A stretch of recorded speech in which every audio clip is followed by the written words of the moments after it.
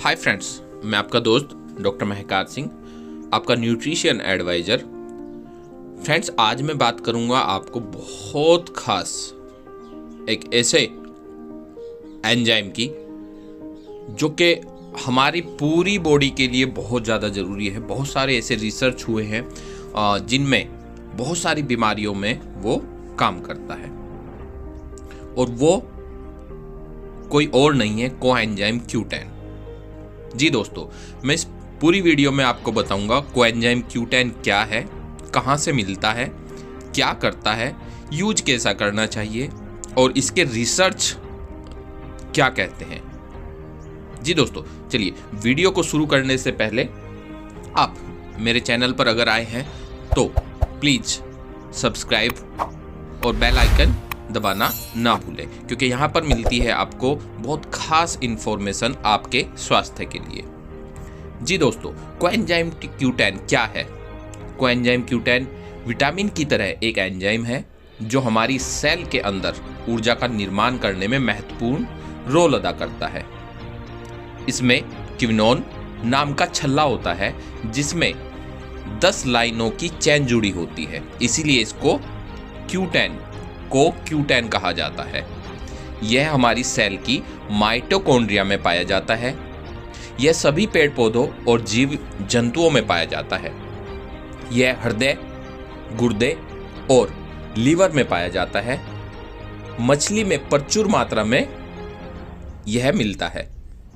यह शरीर के उन अंगों में ज़्यादा पाया जाता है जहां पर ऊर्जा की खपत ज़्यादा होती है। यह ब्रोकली, पालक और सोया के अनरिफाइंड तेल में भी पाया जाता है, जो कि आप सभी को पता है अनरिफाइंड तेल बहुत मुश्किल से मिलता है। CoQ10 हमारे शरीर की सारी कोशिकाओं और लाइपोप्रोटीन्स में पाया जाता है, यानी कि हर सेल के अंदर आपको यह मिलेगा। इसके बिना सेल की जिंदगी नहीं हो सकती है फ्रेंड।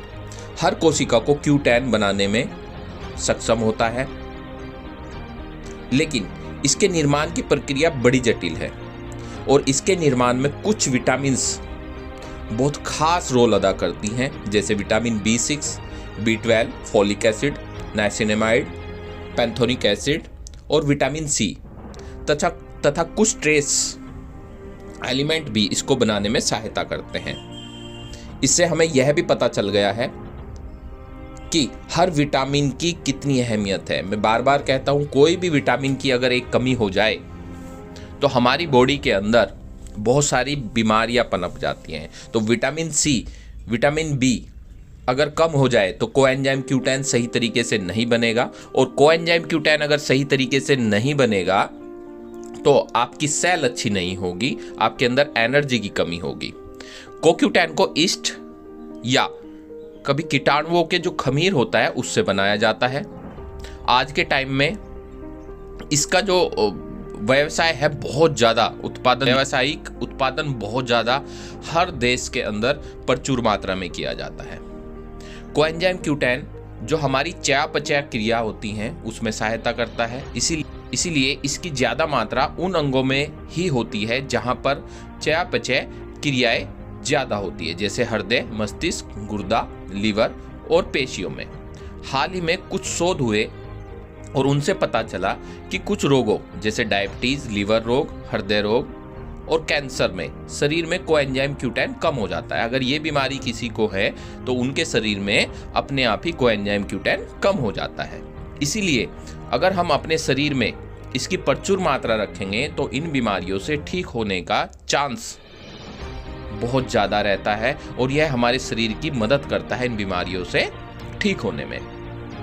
हमारे शरीर में कोएंजाइम Q10 की मात्रा 0.5 से 1 mg होती है। स्वस्थ शरीर में कोएंजाइम Q10 की मात्रा 1.5 से 2 ग्राम होती है। कई बार ऐसा भी देखा गया है कि कोएंजाइम Q10 की मात्रा सामान्य होने पर भी हृदय और पेशियों में पर्याप्त कोएंजाइम Q10 नहीं मिल पाता है। फिर आप कहोगे पता कैसे चलेगा? विभिन्न अंगों में कोएंजाइम Q10 की मात्रा का सही पता बायोप्सी द्वारा किया जाता है। कोएंजाइम Q10 का मेन कार्य कोशिकाओं में ऊर्जा का उत्पादन, यानी कि इलेक्ट्रिक, पूरी बॉडी के अंदर जो है पावर हाउस माइटोकॉन्ड्रिया होता है और उसकी जो एनर्जी होती है वो कोएंजाइम Q10 होता है। यह माइटोकॉन्ड्रिया कोशिका को पावर हाउस माना जाता है। यह ATP एडिनोसिन ट्राइफॉस्फेट बनाते हैं।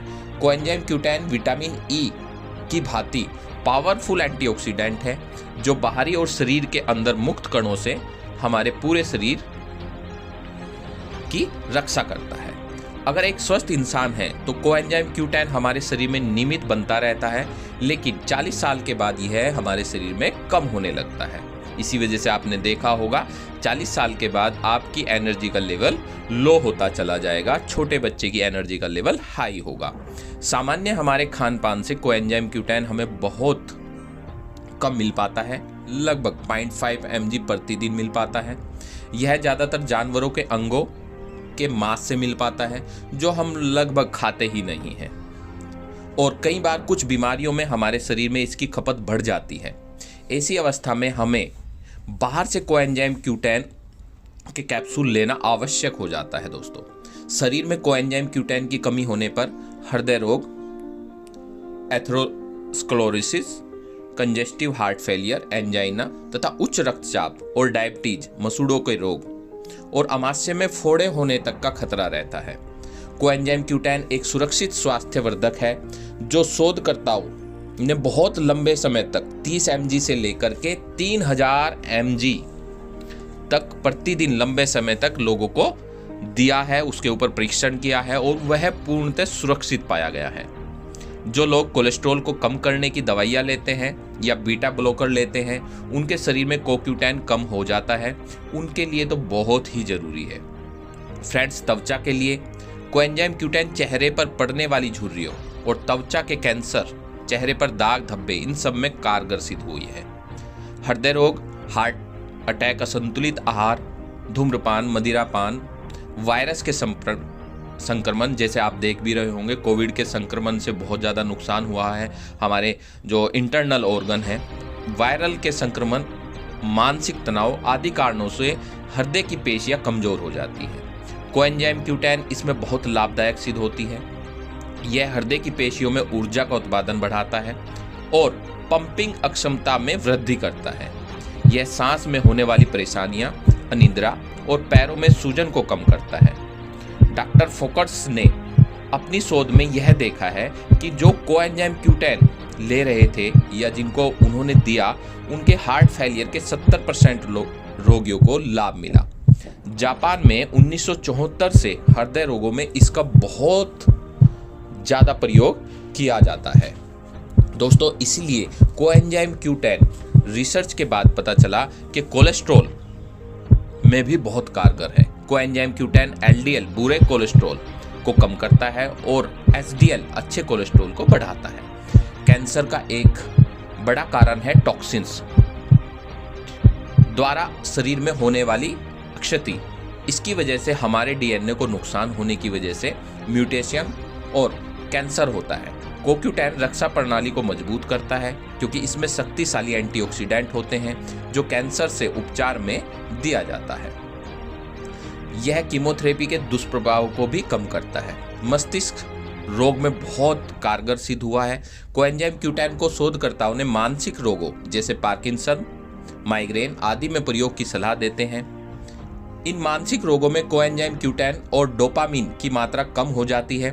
कोएंजाइम Q10 मस्तिष्क और नाड़ियों की मुक्त कणों, फ्री रेडिकल्स से सुरक्षा करता है और नाड़ी संदेशवाहक डोपामिन का स्तर को बढ़ाता है। इससे नींद में बहुत ज़्यादा सुधार होता है। बांझपन में भी बहुत अच्छे रिजल्ट देखने को मिले हैं। कोएंजाइम Q10 शुक्राणुओं की कमी या गतिहीनता और बांझपन में बहुत कारगर सिद्ध होता है। गुर्दे की बीमारियों में कोएंजाइम Q10 को शोधकर्ताओं ने जो गुर्दे की किडनी फेलियर की बीमारियां होती हैं, अंतिम अवस्था में भी 97 रोगियों को दिया जिनका क्रिएटिनिन 5 से ज़्यादा था। जब इन पेशेंट्स को दिया गया तो उनमें से 45 रोगी ऐसे हुए जिनकी डायलिसिस रेगुलर चल रही थी और सभी के गुर्दों ने काम करना लगभग कम कर दिया था। उनको 12 हफ्तों तक कोएंजाइम Q10 दिया गया। नतीजा चौंकाने वाला था। सभी का क्रिएटिनिन लगभग 2 mg कम हुआ, यूरिया कम हुआ, कई रोगियों का डायलिसिस बंद हो गया। यानी माइटोकॉन्ड्रिया कोएंजाइम Q10 माइटोकॉन्ड्रिया में ऊर्जा के उत्पादन में बहुत सहायक है। इसलिए कई माइटोकॉन्ड्रिया के रोगों जैसे एल्पर रोग, कार्डियोमायोपैथी, लफ्ट रोग, mitochondrial cytopathy, myopathy, neuropathy, Pearson syndrome आदि में बहुत लाभदायक रिजल्ट आए हैं। इसकी मात्रा एक नॉर्मल पर्सन को 100 से 200 mg पर डे लेनी चाहिए, एक नॉर्मल पर्सन को 40 साल से पहले। अगर किसी को कोई रोग है तो 200 से 400 mg पर डे भी दिया जाता है। कुछ वैज्ञानिकों ने तो इसको 3000 mg तक भी दिया है। हमेशा इसको वसा युक्त खाने के साथ लेना चाहिए ताकि इसका अवशोषण अच्छा हो सके। तो दोस्तों, इसके लिए हमारे पास है वेस्टीज का कोएंजाइम Q10, जिसके एक कैप्सूल के अंदर 100 mg आपको मिलता है, साथ में विटामिन ई आपको मिलता है। अगर आप इसको खाना खाने के बाद, खाने के साथ 3 से 4 कैप्सूल दिन में ले सकते हैं, और खाने के बाद ओमेगा 3 के साथ अगर इसको लें तो सोने पे सुहागा होगा, यानी कि फ्लैक्स या क्रिल ऑयल के साथ अगर इसको लें तो बहुत गजब इसके रिजल्ट आपको देखने को मिलेंगे। आज के टाइम में हार्ट डिजीज बहुत ज़्यादा बढ़ गई है, तो दोस्तों coenzyme Q10, Vestige coenzyme Q10 एक बहुत बढ़िया सोर्स है आपके लिए, आपके हार्ट और आपके किडनी, आपके लिवर और आपके मस्तिष्क, जितने भी ऑर्गन्स हैं उनको सपोर्ट करने के लिए, बहुत सारी बीमारियों से बचाने के लिए। तो दोस्तों, अभी ज़रूर इसको यूज करें और रेगुलर आप इसको ले सकते हैं। पहला तरीका ये है कि 300 mg पहले महीने लेना है, 300 mg, उसके बाद अगले महीने 200 mg, और उसके बाद इसको मेंटेन करने के लिए 100 mg आप इसको रेगुलर ले सकते हैं।